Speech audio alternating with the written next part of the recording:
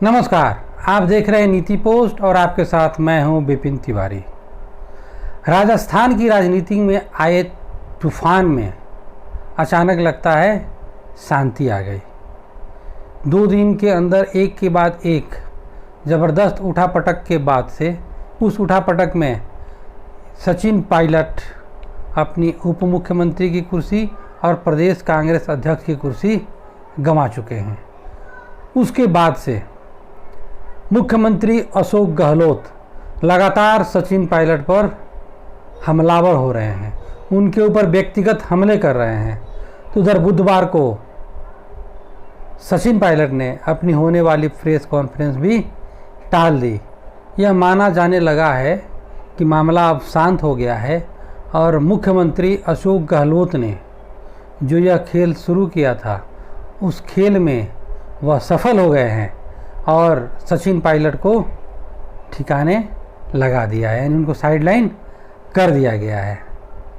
लेकिन इस खेल के जो मुख्य खिलाड़ी हैं उनको मालूम है कि यह जो शांति दिख रही है यह वास्तव में शांति नहीं है, यह एक बड़े तूफान के पहले की शांति है। इसीलिए सब अपने अपने पासे चल रहे हैं और अपने अपने पत्ते अभी अपने पास छुपा करके रख रहे हैं। यह पूरा खेल अपनी व्यूह रचना के अनुसार राजनीति के मजे हुए खिलाड़ी मुख्यमंत्री अशोक गहलोत ने अपने समय के अनुसार शुरू किया था और उप मुख्यमंत्री या अब यूं कहें कि पूर्व उप मुख्यमंत्री और प्रदेश कांग्रेस अध्यक्ष सचिन पायलट सिर्फ मुख्यमंत्री अशोक गहलोत के जो चाल थे, जो उनके पासे थे, उसका जवाब दे रहे थे। इस लंबी चलने वाली स और मात के इस राजनीतिक खेल में सब माइंड गेम खेल रहे हैं, सब एक दूसरे के ऊपर हावी होने की कोशिश कर रहे हैं। और कांग्रेस के पूर्व अध्यक्ष राहुल गांधी द्वारा आज दिया गया वह बयान कि अगर कोई व्यक्ति कांग्रेस छोड़ करके जाना चाहता है तो वह जा सकता है, स्वतंत्र है, और इससे जो युवा हैं उनके लिए रास्ते खुलते हैं, वह भी इसी माइंड गेम का एक हिस्सा है। एक तरफ जहां मुख्यमंत्री लगातार आक्रामक होते हुए जा रहे हैं, अशोक गहलोत लगातार सचिन पायलट के ऊपर व्यक्तिगत हमले कर रहे हैं, उसके पीछे जो मुख्य उद्देश्य है वह सचिन पायलट के ऊपर दबाव बनाना तथा इनके समर्थक जो विधायक हैं, सचिन पायलट के जो समर्थक विधायक हैं जो कि मुख्यमंत्री अशोक गहलोत के अनुसार 20 हैं,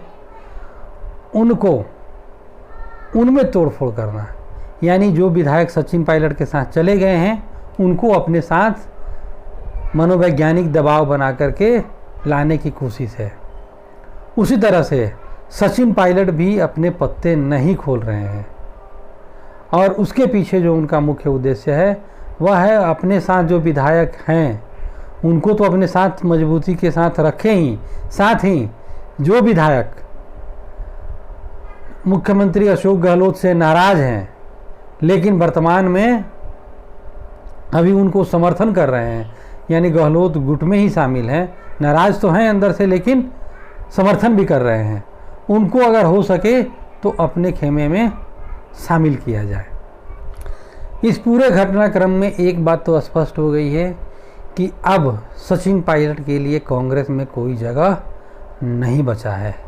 यह बात सचिन पायलट भी जानते हैं कि अगर वह कांग्रेस में वापस जाते हैं न तो उनका कद बचेगा और न वो सम्मान। पायलट आखिर क्यों कह रहे हैं कि वह अभी भी कांग्रेस में हैं, यह भी उनका माइंड गेम है। वह शहीद होना चाह रहे हैं, कांग्रेस के ऊपर दबाव बनाना चाह रहे हैं, क्योंकि कांग्रेस पार्टी के कार्रवाई के बाद से विधानसभा अध्यक्ष, राजस्थान विधानसभा अध्यक्ष सीपी जोशी ने जो सचिन पायलट के समर्थक विधायक हैं सचिन पायलट को नोटिस जारी करके यह जवाब मांगा है कि उनकी सदस्यता क्यों न खत्म कर दी जाए।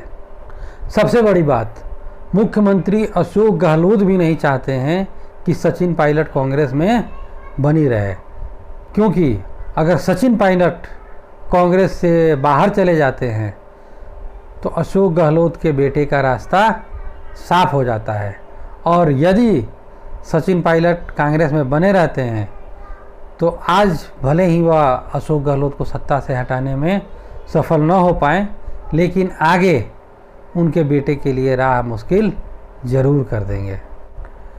इसलिए राजस्थान में खेल तो अब शुरू हुआ है। अब तक तो सिर्फ पिछले 3-4 दिन से मुख्यमंत्री अशोक गहलोत सारा खेल खेल रहे थे, पासे फेंक रहे थे। अब दूसरे गुट भी सक्रिय हुए हैं। अगर क्रिकेट की भाषा में कहें तो यह टेस्ट मैच है, T20 नहीं। पहली पारी में मुख्यमंत्री अशोक गहलोत को बढ़त तो मिली है, लेकिन उतनी नहीं जितनी उम्मीद थी। अशोक गहलोत खुद कह रहे हैं कि 20 कांग्रेस विधायक सचिन पायलट के साथ हैं। आपको अगर हम राजस्थान विधानसभा की अंकगणित बताएं तो कांग्रेस के 101 विधायक थे।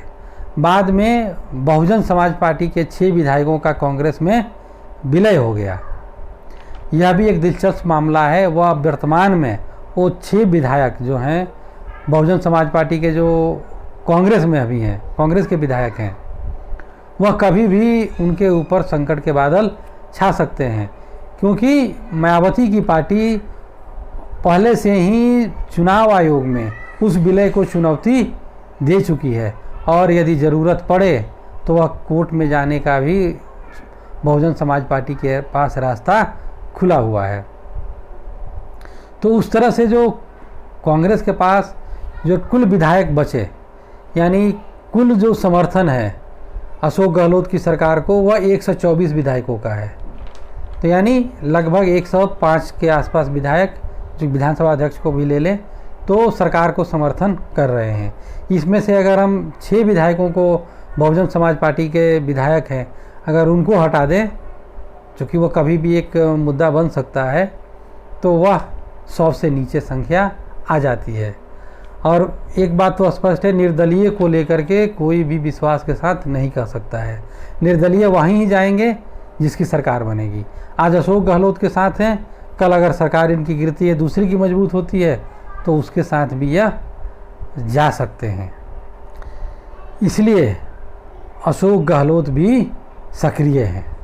इस घुमावदार पिच पर जो अंतिम पारी खेलनी है वह मुख्यमंत्री अशोक गहलोत को ही खेलनी है, उन्हीं को अपनी सरकार बचानी है। लेकिन अभी तक इस खेल के कई महत्वपूर्ण किरदार खुलकर के सामने नहीं आए हैं।